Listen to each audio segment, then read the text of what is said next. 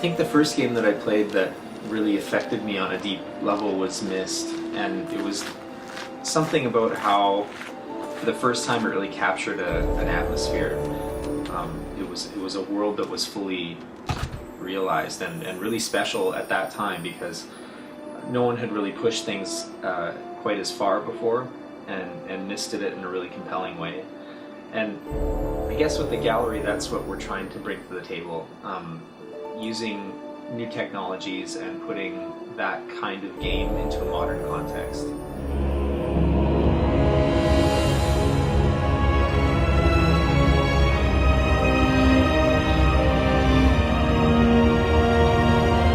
So our game places you in the shoes of an urban explorer, and while you're spelunking a modern-day sewer system, as urban explorers do, you'll stumble across a secret which puts you on a path to a much more ancient network of time-worn tunnels beneath the first.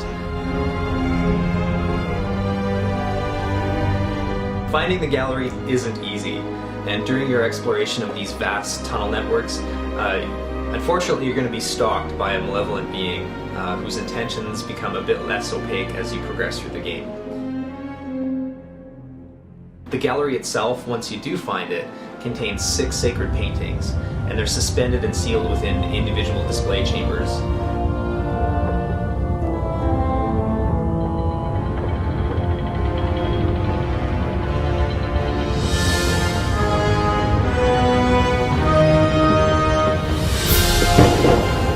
To escape the gallery, you actually have to physically enter into these painted worlds and find 6 hidden keys.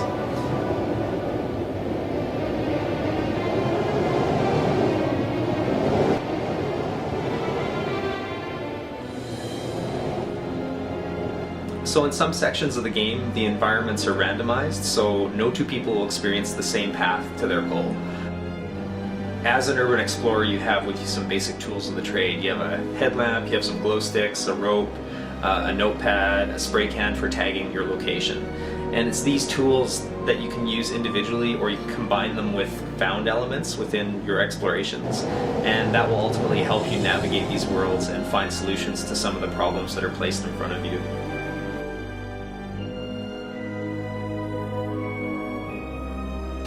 The gallery is being balanced for play with a standard monitor and keyboard setup, but what makes it really truly special for us is full Oculus Rift integration and play modes. In fact, the Oculus Rift virtual reality headset was the early inspiration for the gallery project. I just like, I know, I'm like walking around, I'm like looking back, wow, and of course you can see, obviously on the screen, but I'm in it. I'm in the game. This is a bit. So virtual reality demands that you as the designer have to really carefully consider things like pacing. Are you giving players enough time to absorb the environments that they inhabit? You also have to ensure biological accurate scaling. I mean, how tall a player is in VR actually makes a difference. And movement speeds, are you giving players an unrealistic sense of being a superhero? Is it too fast, too slow? You really have to think about how quickly you move a player through a scene. And then finally, interactions with objects and environments.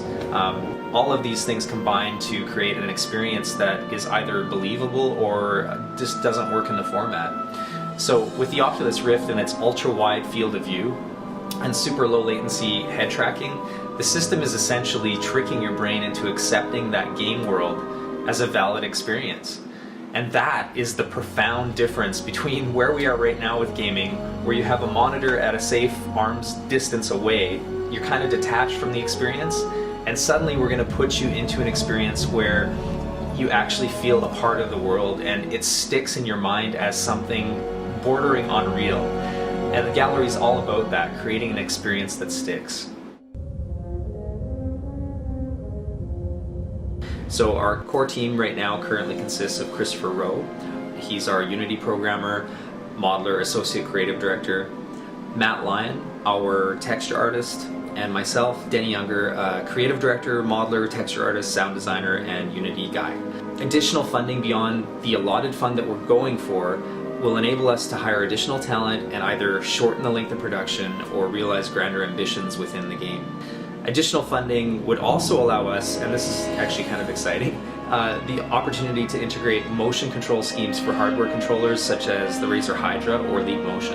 As a Kickstarter backer, you're going to receive special access to our backer forum and early build iterations of the game. So we hope to release content to backers in sort of an episodic style format, and that'll give you an early taste of the game as we complete it, and an opportunity to offer us valuable feedback before the gallery moves on to other marketplaces. I just wanted to thank you and look directly at the camera and take a minute to thank you for watching, and we can't wait to talk to you on the developer forums and in the dev blogs and get your active feedback, because at the end of the day it's really going to come down to you, and your support of the project will make it succeed.